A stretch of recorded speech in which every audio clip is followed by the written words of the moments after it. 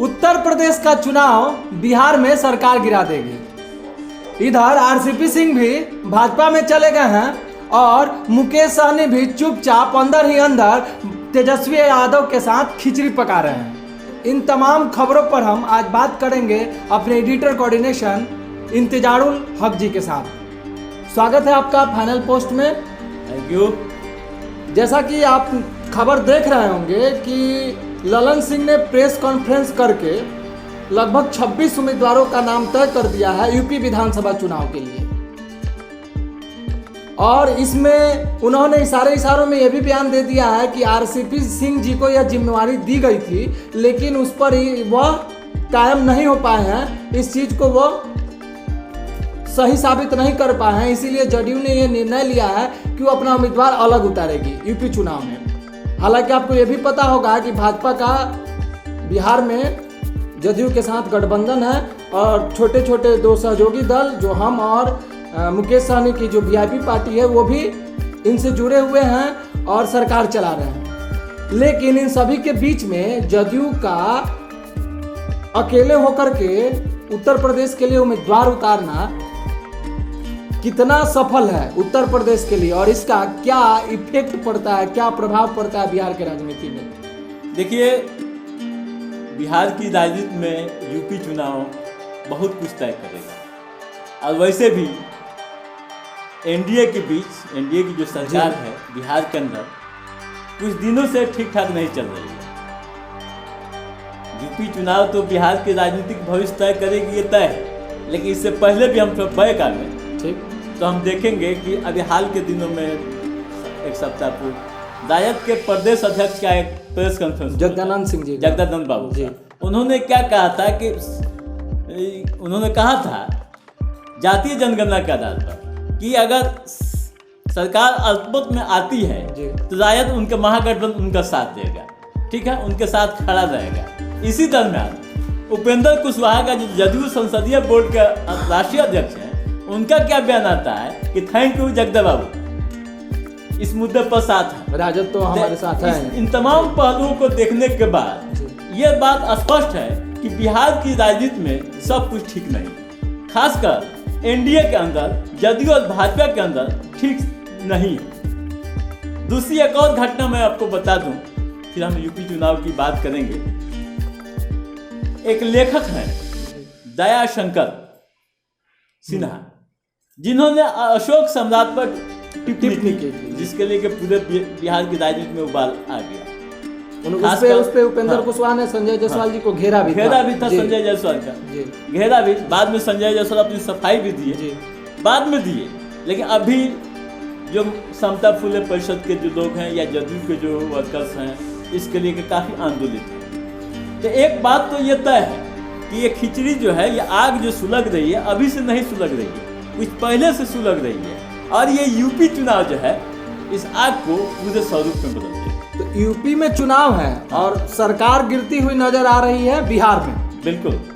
तो आपको क्या ऐसा लगता है कि आने वाले 2-3 महीनों के दरमियान बिहार में सरकार गिर जाएगी, या जिस तरह से आप बता रहे हैं कि नीतीश कुमार जी के पार्टी का राजद के साथ अंदर ही अंदर किसी न किसी तरह की कोई खिचड़ी पक रही है, तो इसमें भाजपा को कहीं ना कहीं आउट कर दिया जाएगा, जिसका एक साक्षात उदाहरण अभी आपको सामने देखने को मिल रहा है कि 26 सीटों पर ललन सिंह जी ने अपना उम्मीदवार उतार दिया, भाजपा इसमें नहीं है। तो इस तरह की जो यह काव्यात चल रही है, इसमें भाजपा को आउट करके और बिहार में आरजेडी के साथ नीतीश कुमार मिलकर के क्या फिर सरकार बनाएंगे? क्या नीतीश कुमार को यह हजम होगा आरजेडी के साथ सरकार बनाएंगे? राजनीति में कुछ भी संभव है, संभावनाओं पर ही राजनीति है। सरकार जो चलती है, जो सत्ता में जो लोग भी बैठे हैं, तमाम पार्टियों की जो मिलावट है, वो संभावनाओं पर टिकी हुई है। कब क्या हो जाएगा ये कहना बड़ा मुश्किल है। कारण कि पार्टी में, खासकर सरकार में, वही लोग हैं जो पूर्व में भी थे। भले पार्टियां बदल गई, लेकिन व्यक्ति वही है, व्यक्ति वही है। तो व्यक्ति वही रहते हैं, पार्टियां बदल जाती हैं। यह स्पष्ट माना जा रहा है, क्यासों का भी बाजार गर्म है कि यूपी का जो चुनाव है कहीं ना कहीं से बिहार की राजनीति को प्रभावित करेगा। अच्छा, इस पर एक चीज़ और आपसे हम जानना चाहेंगे कि यूपी में जो अभी चुनाव है वहाँ मुख्य तौर पे जो 4-5 राजनीतिक दल हैं जो वहाँ के मुख्य तौर पे जो वहाँ राजनीति करते हैं, जिसमें समाजवादी पार्टी है, भाजपा है, बसपा है और जो कुछ क्षेत्रीय दल भी हैं जैसे आरएलडी है, तो ये इन सब दलों के बीच में क्या जदयू वहाँ सफल हो पाएगी?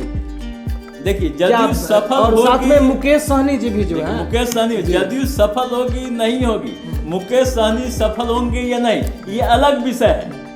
ये एक विषय अलग है कि जदयू कितनी सफल होती है, वह ये दूर की बात है। मुकेश सहनी कितने आगे निकलते हैं अपनी लड़ाई में, ये अलग विषय है। लेकिन जो राजनीति में एक जो नया मोड़ आ गया है, ये इस पर क्या लगाया जाए, इस पर बात हम लोग कर रहे हैं कि कहीं ना कहीं जदयू और भाजपा में पिछले कई महीनों से खिंची पक रही थी, जिसका असर अभी के चुनावी माहौल में देखने को मिल रहा है। तो अभी के चुनावी माहौल से ये साफ तौर पे तो जाहिर हो रहा है कि भाई आने वाले समय में नीतीश कुमार का जो गठबंधन है भाजपा के साथ वो टूट जाएगी।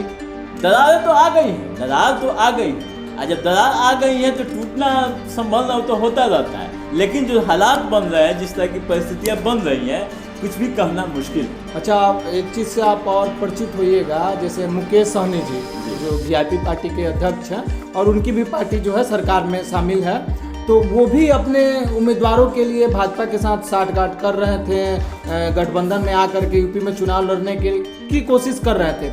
इसी बीच भाजपा के वरिष्ठ नेता हैं शाहनवाज हुसैन जी, बिहार सरकार में मंत्री भी हैं, तो उन्होंने कहा कि बिहार में तो निषाद समाज का सबसे बड़ा नेता जो अजय निषाद जी हैं, और यह बात भी मुकेश सहनी जी को चुभने लगी और उन्होंने चैलेंज कर दिया अजय निषाद जी को।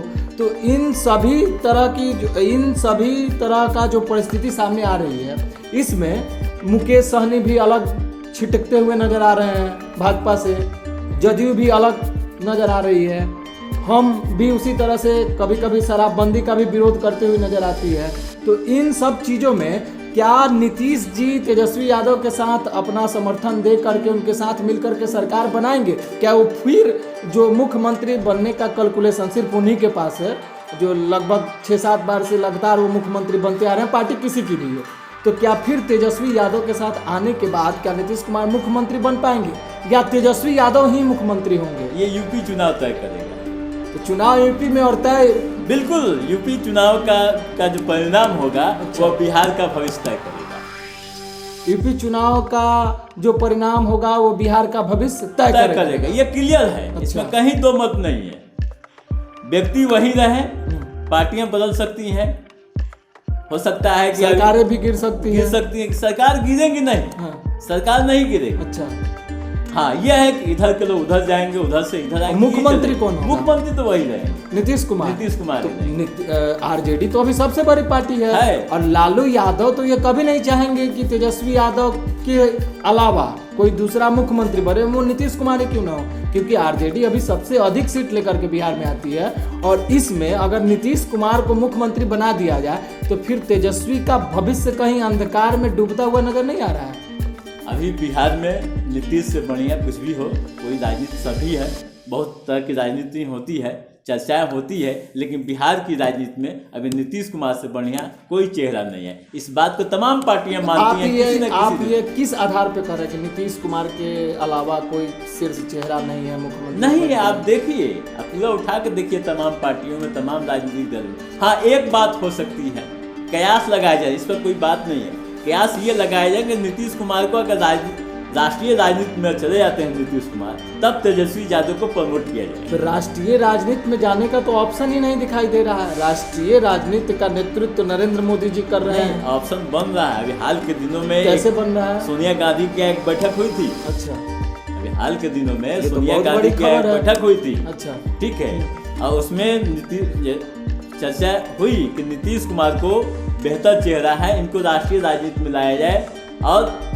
महागठबंधन के किसी तेजस्वी को या और किसी को मुख्यमंत्री बनाया जाए। ये चर्चा हुई है। सोनिया गांधी के यहाँ जो मीटिंग हुई थी, उसमें नीतीश कुमार को प्रमोट किया जाए। किस चीज के लिए? प्रधानमंत्री। बिल्कुल किया जा सकता है। राजनीति संभावनाओं पर है, राजनीति जो है संभावनाओं पर है। यहाँ कोई गारंटी नहीं होता, ऑथेंटिक नहीं होता कि ये होगा ही, ये नहीं कर, ये संभावनाओं पर है। अच्छा ठीक है, उधर यूपी का चुनाव है, बिहार में भी बदलाव होने की घंटी जो है बज चुकी है। बिल्कुल। इन तमाम चीज़ों के बीच, इन तमाम चुनावी रणनीति के बीच में जो बिहार है उसकी भी कुछ अपनी डिमांड है। जो बिहार के लोग हैं इनकी भी कुछ डिमांड है। जैसे कोरोना काल चल रहा है, लगातार अपराध बढ़ते जा रहे हैं, फिर भी आप कह रहे हैं कि नीतीश कुमार जो है शीर्ष चेहरा है मुख्यमंत्री पद के लिए।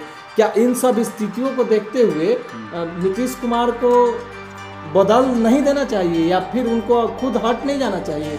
जैसे शराबबंदी की बात कर ले, सफल नहीं है। आप मानते हैं कि शराबबंदी सफल है? देखिए, शराबबंदी को कई रूप में देखा जाता है। ठीक ठीक। शराबबंदी का एक सबसे बढ़िया पॉइंट ये है, सबसे प्लस पॉइंट ये है, शराबबंदी से पहले लोग चौक चौराहे पर कहीं भी देखते तो शराब के नशे में लोग नाचते गाने रहते थे, लॉ एंड ऑर्डर विधि व्यवस्था को प्रभावित करते थे। शराबबंदी का सबसे पॉजिटिव मैसेज ये है, असर ये है कि कम से कम ये तो है कि जो असामाजिक तत्व है, जो शराब पीने वाले लोग हैं, तो रोड पर कम से कम अफरा तफरी तो नहीं मचाएंगे। सर तो ये बात तो सही है, ठीक है, आप शराबबंदी का समर्थन कर रहे हैं एक तरह से और बता रहे हैं कि शराबबंदी के कारण जो है असामाजिक तत्व रोड पर नहीं आए, लेकिन शराब पीने वाले तो आज भी शराब पी रहे हैं, पिएंगे। तो बार बार शराबबंदी पर भी जो है आरजेडी घेर रही है नीतीश जी को। और इन सबों के बीच में आप देख रहे हैं कि राजनीतिक उथल पुथल बनी हुई है। उधर यूपी में चुनाव है, तमाम पार्टियां जो है चुनाव जीतने में लगी हुई है कि हमारी सरकार बन रही है, हमारी सरकार बन रही है, और इसका सीधा असर बिहार में देखने को मिल रहा है। सरकार वहाँ बदले ना बदले, भाजपा अगर वहाँ रहे, आने वाले चुनाव के बाद अगर भाजपा वहाँ सरकार में चली भी जाती है, रह लेती है, तो यहाँ तो सरकार गिरती हुई नजर आ रही है। और यहाँ अगर सरकार गिर जाती है तो आपके हिसाब से मुख्यमंत्री नीतीश कुमार ही होंगे।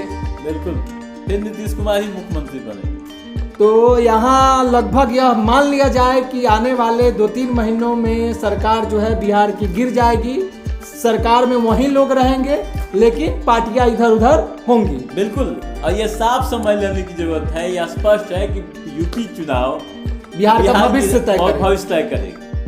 ये तो बहुत ही बड़ी बात है कि यूपी चुनाव बिहार का भविष्य तय कर रही है। और इसका हम लोग अभी जो राजनीतिक उथल पुथल चल रहे हैं उसमें हम लोग इसको देख भी रहे हैं। तो आने वाले समय में बिहार की सरकार गिरती हुई भी नजर आ रही है और लगभग यह मान लिया जा चुका है कि सरकार गिर गई है, ऐलान होना बाकी है। इसी तरह के खबरों को देखने के लिए आप जुड़े रहिए हमारे साथ और देखते रहिए फाइनल पोस्ट। बहुत बहुत धन्यवाद सर, आपको भी बहुत बहुत धन्यवाद।